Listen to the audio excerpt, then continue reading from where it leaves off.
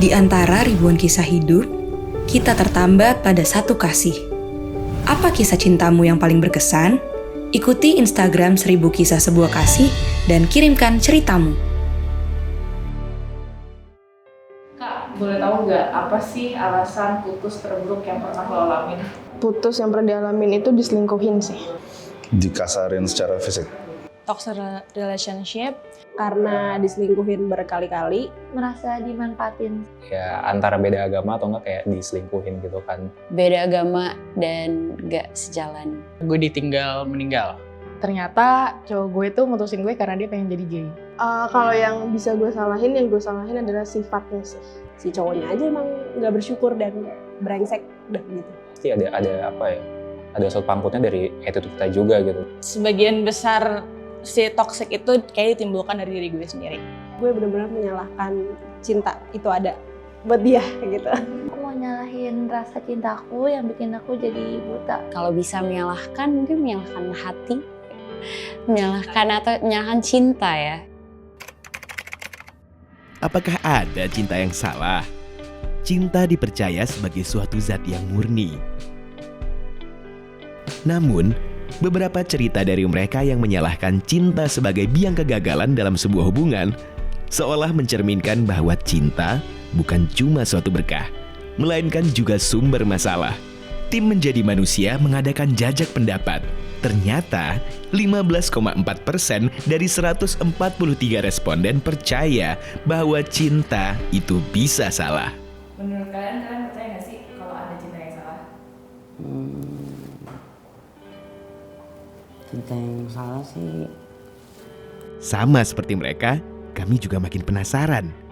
Untuk itu kami bertanya lebih jauh kepada beberapa teman tentang cinta yang salah.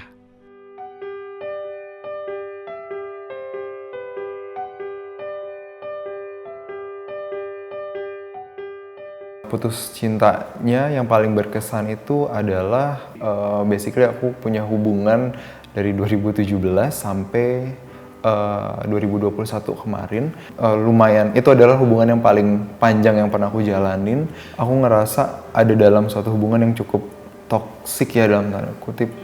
Pertama, untuk hal yang paling toksik dalam hubungan tersebut, dia cukup posesif ya terhadap aku ya. Aku kan tipikal yang nggak bisa dikekang ya.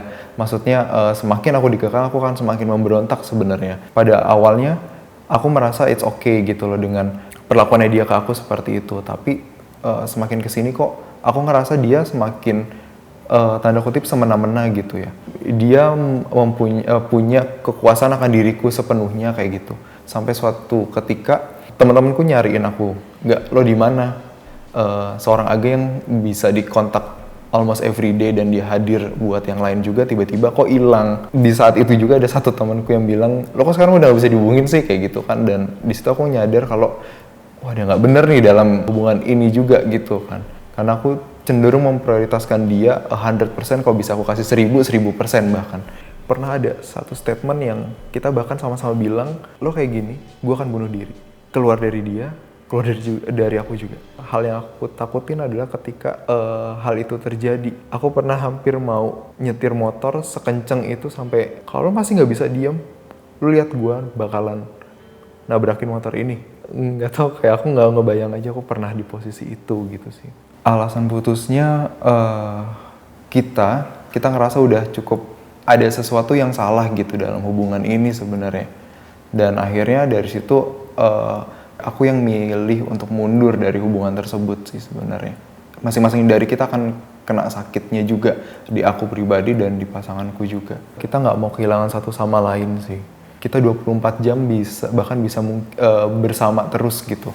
Jangan kan ketika putus ya, ngebayangin kita mau putus aja itu udah cukup senyakitin itu. Bahkan nggak ngebayang aja kalau harus pisah gitu. Kayak ketergantungan satu sama lain sih.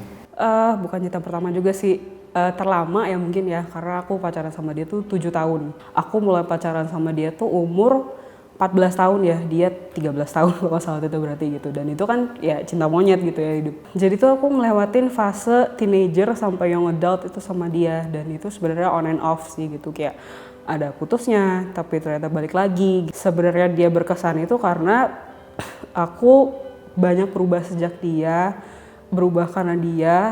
Ya karena itulah mungkin aku ngerasa aku grow karena dia gitu. Biarpun aku sih sebenarnya dari kecil udah tahu kayak aku suka cewek gitu, aku lebih suka perempuan gitu. Sebenarnya sih ada beberapa kata-kata dia yang bisa aku tarik itu ketika dia bilang aku tuh sebenarnya nggak suka cewek gitu, aku suka cowok, tapi kamu tuh pengecualian aku gitu. Nah waktu aku kecil tuh aku mikir kayak oh ini sesuatu yang spesial gitu artinya gitu kan, gila dia suka cowok loh padahal tapi suka sama gua gitu kan. Ya namanya kita juga waktu itu juga aku masih remaja gitu, jadi aku pikir kayak itu hebat gitu, padahal ya itu sesuatu yang sebenarnya ya kalau kita sekarang nyebutnya red flag gitu ya, harusnya kita nyadarin kalau itu nggak bener loh. Yang buat aku terpukul banget itu ketika pertama kali dia selingkuh. Aku bilang gitu kayak ya udah memang kalau misalkan kamu mau balik ke tanda kutip jalan yang benar gitu ya, kalau kata dia waktu itu silahkan gitu, aku nggak maksa kamu untuk stay, kamu boleh pergi gitu, entah sama cowok itu atau gimana. Tapi ada sih sedikit dari aku yang ada rada posesif ya mungkin ya, aku bilang tapi aku mau make sure kalau aku ngelepas kamu sama cowok yang baik gitu. Aku nggak bermaksud jahat sih di sini, tapi emang cowok-cowok di sekolah dia tuh terkenal nakal gitu, yang suka clubbing padahal masih underage gitu, yang emang ya. Tapi ketika aku bilang gitu, dia bilang kayak, oh enggak, aku tetap mau sama kamu gitu. Aku cuma mau apa istilahnya ya, memamahbiakan perasaan ini ke dia gitu, ke cowok ini. Terus aku bilang ya oke, tapi ternyata dari situlah dia ya jalan berdua sama si cowok itu gitu, jalan-jalan terus kayak iya ada sedikit physical relationship between them gitulah ya. Eventually after the 4th time waktu aku udah mau lulus kuliah itu akhirnya kita putus. Kata-kata terakhir dia sebelum kita putus adalah aku emang nggak bisa sama cewek. Kalau seandainya aku bisa balik ke sana dan perbaiki hubungan itu, it's tricky ya menurut aku ya gitu. Kalau aku nggak mau memperbaiki hubungan itu gitu, karena again it's someone's sexual orientation gitu. It's not right to change it gitu. Kalau aku lihat-lihat lagi gitu ya, aku memahami gitu karena dia sedang experimentation dan dia punya kesempatan gitu untuk melakukannya gitu. Jadi kayak pun kalau dia nggak selingkuh, pun kalau misalkan dia nggak punya perasaan untuk cowok lain, dia tetap straight gitu inside, dan memang dia penasaran aja gitu. Kalau misalkan in alternate universe dia bisexual mungkin atau pansexual, ya I will try to fix it gitu. Tapi again it's a sexual orientation gitu ya, itu nggak bisa aku suruh dia untuk rubah dong kamu jadi bisexual gitu, nggak bisa gitu. Biarpun itu akan memperbaiki hubungan kita gitu sih. Alasan putus yang paling sulit diterima sih karena mungkin beda agama sama mungkin beda bahasa sih. We need to translate our soul for each other to understand gitu loh. Menurut aku sih yang putus yang sulit tuh kayak gitu. Orang tua dari dia itu belum bisa terima orang yang memiliki perbedaan agama karena dia kan sangklek banget ya. Setiap pacaran kan pasti goalsnya kayak kita mau serius dan coba buat kenalin ke orang tua masing-masing kalau misalnya emang kita tuh cocok, kita tuh seneng satu sama lain gitu, terus kayak bakal nikah. Tapi somehow tuh setiap waktu gue masih kuliah pada saat itu, gue sama dia tuh ada waktu dimana tuh setiap gue pulang kampus dia tuh nangis gitu, atau enggak karena dia nangis gue ikut nangis gitu, dan itu sering terjadi gitu. Dan alasannya tuh hanya karena dia tahu kalau misalnya orang tuanya tuh nggak bakal terima gue gitu sebagai orang Nasrani, dia Muslim gitu. Kayak tiba-tiba mikirinnya jauh gitu, kayak kita nggak bisa kemana-mana gitu. Kayak pressure dan tekanan akan agama itu di cinta kita sih yang benar-benar bikin kayak ya udah kita rela buat ngelepasin satu sama lain di 10 bulan itu gitu. Tetap mempertahankan hubungan sama dia itu karena kita tuh jarang berantem selain karena itu gitu. Kan kebanyakan kan orang berantem karena kita nggak ngerti satu sama lain atau apa gitu. Gue sama dia tuh kayak kita tuh ya lempeng lah gitu. Kita nggak ada yang benar-benar kita bebanin dari cinta yang kita punya gitu. Jadi kita benar-benar cuma berjuang demi cinta sampai akhirnya cintanya itu dihadangnya sama hambatannya tuh sama agama gitu. Kenapa terus bertahan? Karena kita mungkin waktu itu masih muda juga ya. Jadi kita percaya kalau misalnya ini nih bisa diperjuangin gitu sebenarnya. Cuman pada saat itu tuh either way kan pasti salah satunya harus pindah gitu kan. Kalau misalnya mau menyelamatkan hubungan itu gitu. Tapi aku tuh nggak bisa yang kayak aku pindah dia juga pindah gitu. Jadi sampai akhirnya kita ya bertahan hanya sekedar karena cinta, tapi ya nggak bisa karena agama gitu. Ini kayak pilihan dimana kita harus milih kayak actually kan kita di dunia ini kan we're playing gods gitu kan, we're killing another, tapi kita nggak bisa loving another juga gitu. Kenapa kita nggak bisa playing God's love juga gitu loh? Kayak kalau misalnya di kitabku tuh ada namanya kayak types of love yang namanya agape. Itu kan kayak unconditional love gitu kan. Kayak kenapa di saat kita bisa cinta sama Tuhan dan Tuhan cinta sama kita nggak bisa cinta sama orang seperti Tuhan cinta sama kita gitu. It's not owning, tapi kita lebih kayak ngasih dia freedom untuk memilih choicesnya dia yang which is to love us gitu. And we love them back gitu. So far to say, kayak kita di sini juga bermain Tuhan gitu. Kenapa kita nggak bisa mencintai selayaknya Tuhan gitu?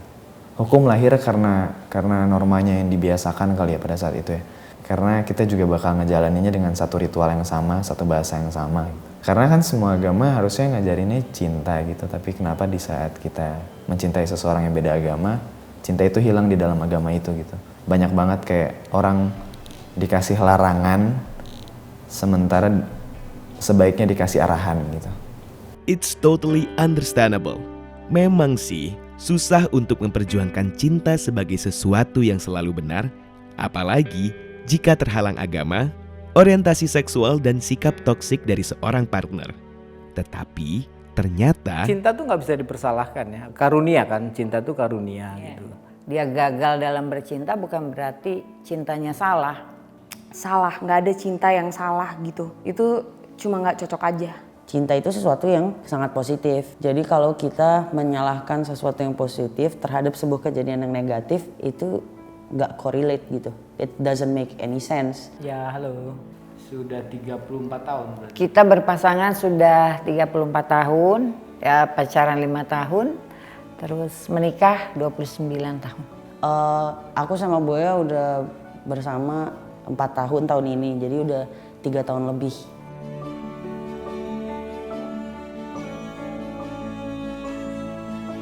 Aku memilih Boya untuk menjadi teman hidup aku karena apa yang aku nggak punya Boya bisa lengkapin, yang Boya nggak punya aku bisa lengkapin. Jadi bersama kita satu dan kuat langsung, ya kan? Iya. Kalau kamu? Apa pertanyaannya? Kenapa gue milih Sandra sebagai teman hidup? Ya kayak yang Sandra bilang tadi, kan aku nggak mungkin ngulangin lagi ya. Saling melengkapi gitu, udah mau settle aja sih. Paling cantik di kampus tuh dia gitu, atau mungkin nggak neko-neko juga gitu. Nah aku tipikal orang-orang yang kayak gitu tuh, waktu itu aku memang sangat suka, jadi merasa cocok banget gitu. Ini nih gitu tuh, gitu tuh. Susah kan mengartikan gini nih apa nih? Ada hal yang memang cocok sama kita, yang kita sukai, tapi ada hal juga yang bagian gini kayaknya nih aku harus benahin nih, kayak gitu-gitu. Cuman itu bisa dikompromikan gitu. Karena biar gimana kalau kita udah mencintai memilih satu suami, apa utuhnya itu ya udah kita terima. Buat saya udah nggak ada alasan lagi untuk yang lain gitu. Terus kalau ada cadangan sih saya masih pikirkan. Enggak, ini cuma satu. Kita tuh saling membangun gitu. Itu paling penting banget di satu hubungan menurut aku. Makanya aku pilih Sandra untuk jadi teman hidup. Apapun kekurangannya kita harus ikutin. Manusia punya emosi, punya lingkungan sosial, punya background yang berbeda-beda. Kita harus ikut, kita harus adaptasi gitu.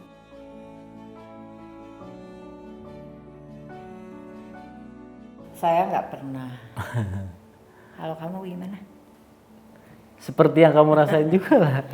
Kita nggak pernah padam. Jenuh dengan situasi dalam kurun waktu 34 tahun tentunya pernah. Situasi yang ngapain lagi ya, bosan. Kebetulan kami berdua suka traveling. Begitu ada selesai syuting kerja, umpamanya di luar kota, gimana kalau transit? Transit kita berdua, extend, kita berdua. Jadi memang sebetulnya momen ini banyak yang kita buat untuk menghilangkan rasa jenuh itu. Masalah pekerjaan atau kantor atau apa itu kita nggak mau bawa ke rumah gitu. Paling tepat gitu cara begitu tuh buat kita me time kita tuh paling bener lah gitu, paling mencuri waktu ya. Iya, di sela-sela kesibukan. Kenapa cinta kita patut dipertahankan dari tantangan-tantangan ini? Karena menurut aku tuh aku nggak bisa nemuin orang lain selain yang kayak Sandra gitu. Pokoknya ini cuma one in a million. Memulai hubungan kita aja udah banyak banget yang ragu. Karena we used to be in such a bad place gitu nggak sebagus kayak gini nih gitu. Tapi we made it this far gitu, maksudnya emang mungkin menurut aku sama Boya bener-bener tumbuh lebih baik bersama. Kalau kayak kata Lauf, I like me better when I'm with you katanya gitu. Itu sih sebenarnya kayak gitu sih, karena emang bener-bener I feel like we've grown so much selama kita kenal. Mungkin kayak misalnya secara karir gitu, aku mungkin nggak bakal bisa sampai di titik aku sekarang tanpa dorongan, bukan dukungan doang ya. Kalau Boya literally dia dorong, dia suruh kerja gitu tanpa dari Boya sih. Jadi gitu sih menurut aku, kayak it's not for other people to say.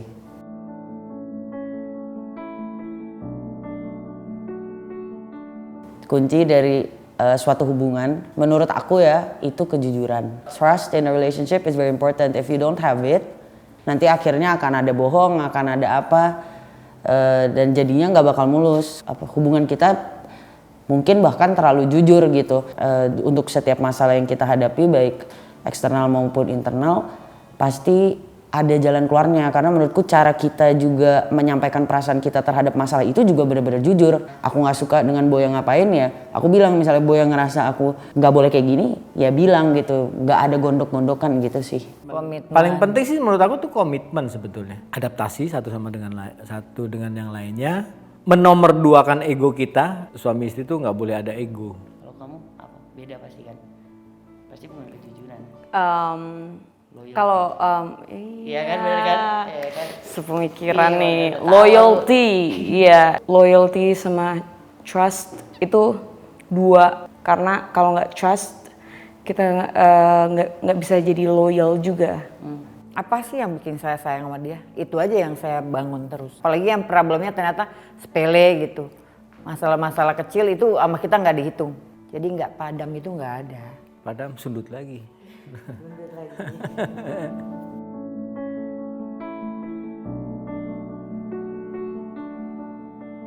Makna cinta tuh sebetulnya sesuatu yang membuat kita tumbuh sih. Itu juga ke anak-anak. Mereka itu bisa dibesarkan kalau nggak dari cinta, itu sulit untuk berkembang.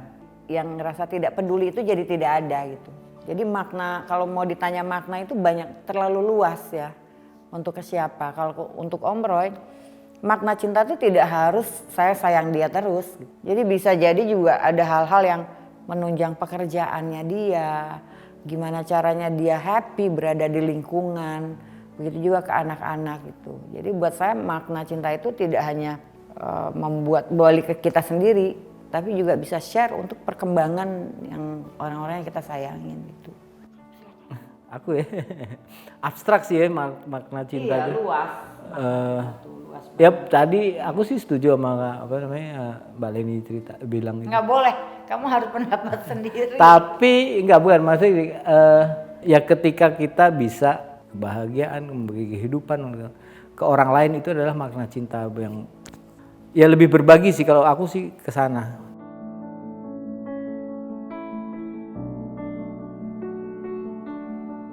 It will get better lah.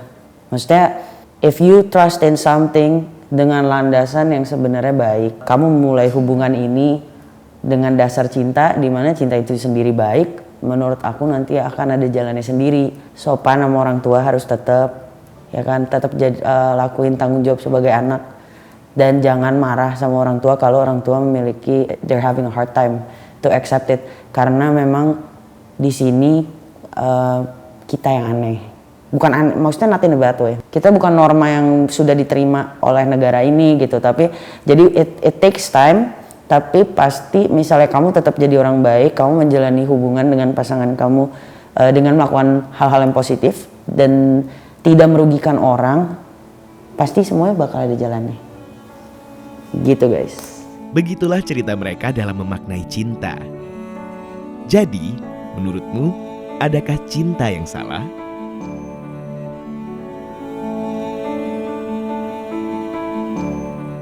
Terima kasih sudah menonton video kami. Jangan lupa untuk share, komen, dan like video ini.